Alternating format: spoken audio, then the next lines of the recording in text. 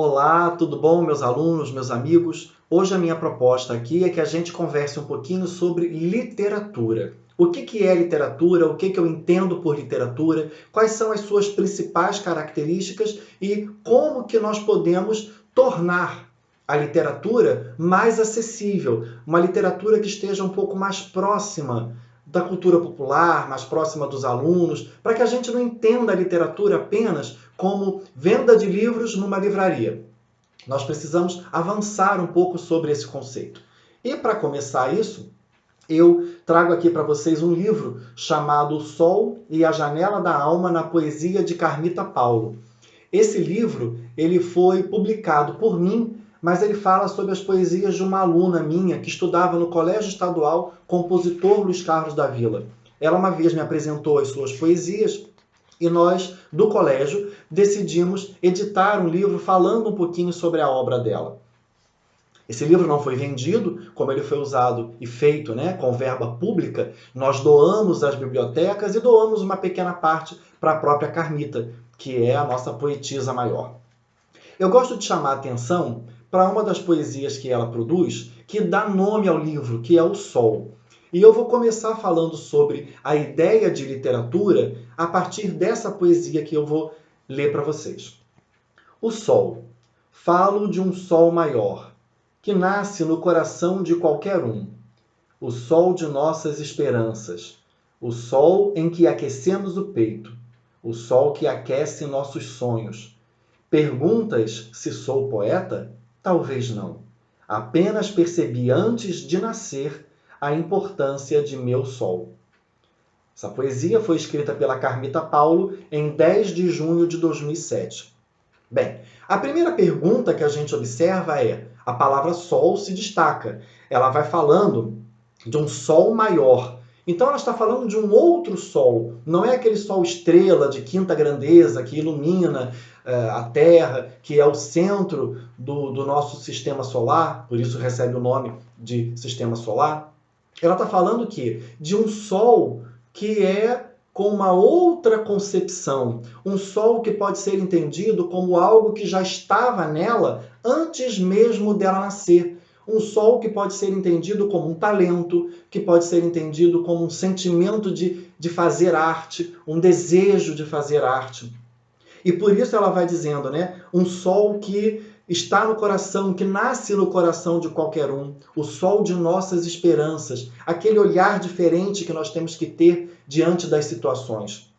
Então aqui nós podemos dizer que ela produziu o quê? Arte.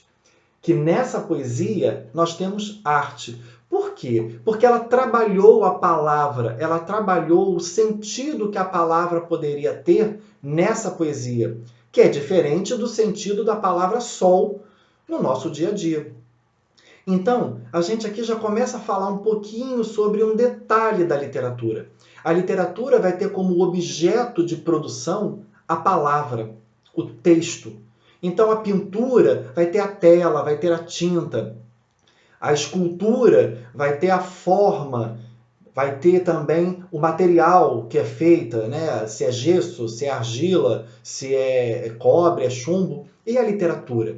Então a literatura é arte. A literatura é uma arte através das palavras. Quando eu uso essas palavras com uma intenção estética, o que isso quer dizer? Intenção estética é eu me preocupar em fazer o belo, mas não aquele belo que a cultura diz o que é bonito e o que não é. O belo no sentido grego. O belo que está ali para trazer uma emoção para a gente. Diante do belo, nós edificamos a nossa alma. Eu tinha uma professora de uma pós-graduação que eu fiz em arte-terapia, que ela dizia para a gente assim, que o belo é aquilo que quando você está observando, você não consegue olhar com a mesma estrutura corporal. Você dá uma quebradinha de cabeça para tentar compreender por outros ângulos. É nesse sentido de belo que eu estou falando. É aquele belo que indaga a gente, que você sai daquele lugar onde você está, daquela obra de arte, depois daquela leitura, e você fica se refletindo. Peraí, ele quis dizer isso? Será que quis dizer aquilo? Então, é nesse sentido de beleza que a literatura trabalha. É esse novo olhar para a palavra, que é o que a Carmita fez. Tanto que ela pergunta: perguntas se sou poeta? Talvez não. Por quê? Porque é como se ela estivesse dizendo para a gente que o ofício de escrever, o ofício de produzir a sua arte, vem de dentro dela. É algo que ela já nasceu com aquilo. Então, talvez ela esteja falando que a população, a sociedade entenda que o poeta, ele faz aquilo como uma estratégia. E não. Para ela, a arte é algo natural, é algo que já está dentro dela. Então, se a gente já está falando aqui de arte, então nós já podemos entender a literatura como a arte que é feita através das palavras. Agora, o modo como eu uso as palavras é que vai dizer se um texto pertence à literatura ou se um texto não pertence à literatura. Vamos pensar num jornal. Qual é o objetivo do jornal? Uma notícia. É informar sobre um fato. Ali, será que naquele texto as minhas palavras elas vão ser trabalhadas de forma artística? Claro que não. Senão eu não consigo cumprir o objetivo do jornal, que é informar de forma clara, objetiva, concisa, coesa, coerente, ordenada. Já na literatura, eu posso subverter esses critérios. Eu posso usar uma palavra querendo dizer uma coisa, querendo dizer outra, querendo dizer múltiplos sentidos. E cada um vai interpretar de uma forma diferente.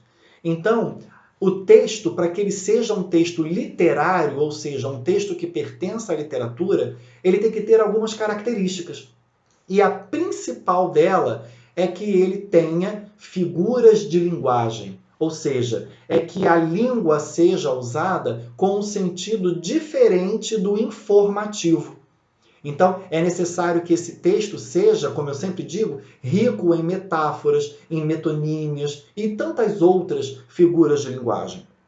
Já aquele texto objetivo, formal, direto, que a gente encontra numa notícia, por exemplo, ele não pertence à literatura. Então, aí a gente está falando da divisão de um texto que é literário para um texto que não é literário. Um outro ponto que é importante a gente falar da literatura é a forma como o texto pode ser escrito. Essa forma, ela pode ser de duas maneiras, né? Duas formas existem. A primeira, mais comum, é a poesia. Poesia ou poema. Nesse primeiro momento, nós não vamos diferenciar isso. Então, o que é a poesia? É aquele texto que é escrito em versos. Um verso embaixo do outro, uma linha embaixo da outra. Esses versos são agrupados em estrofes. E as estrofes são, obviamente, grupos de versos. Então, eu posso ter um poema que tem 5 estrofes e cada estrofe pode ter 4 versos. A quantidade de versos e a quantidade de estrofes pode variar, dependendo da própria literatura, dependendo do próprio momento em que aquele texto foi produzido. Porque numa determinada época, um tipo de produção passou a ser exigida. Já numa outra época, outro tipo de produção. Hoje nós vivemos o pós-modernismo, a literatura concreta. Então, essa questão de regra, de quantos versos, quantas estrofes, hoje isso é muito livre. Cada poeta escreve de acordo com a sua maneira, com a sua forma. Então, a primeira forma é a forma em poesia, em poema. A segunda é a forma em prosa. O que é prosa? É aquele texto escrito em parágrafo. Quando você pega lá um romance para ler, um Harry Potter ou uma Clarice Lispector, você está vendo ali linhas, um verso embaixo do outro, organizado em estrofes, com rima. Não. A gente está vendo ali um texto escrito em prosa. Então, essa é a segunda forma que eu tenho para produzir na minha literatura. Bom, agora, vamos falar, talvez, acho que é importante, a gente compreender a diferença entre o que é poesia e o que é poema. Num primeiro momento, a gente usa as duas palavras como sendo a mesma coisa, mas não é. Poema é a forma como eu produzo literatura. Então, quando eu pego aqui o livro da Carmita e eu tenho, por exemplo, as minhas poesias escritas nesse formato, ó, isso aqui são poemas, porque estão escritos em versos e organizados em estrofes. Agora, quando eu escrevi a biografia da Carmita, vocês podem observar que o texto está dividido em parágrafos. Isso quer dizer o quê? Que esse texto foi escrito em prosa. Ok, Marcos. E a diferença entre poema e poesia? Então, poema é aquela forma em que eu escrevo um verso embaixo do outro, organizado em estrofes. A poesia é quando eu uso uma linguagem artisticamente trabalhada. Então, eu posso ter poesia também num texto em prosa. A Clarice Lispector, eu sempre uso ela como exemplo.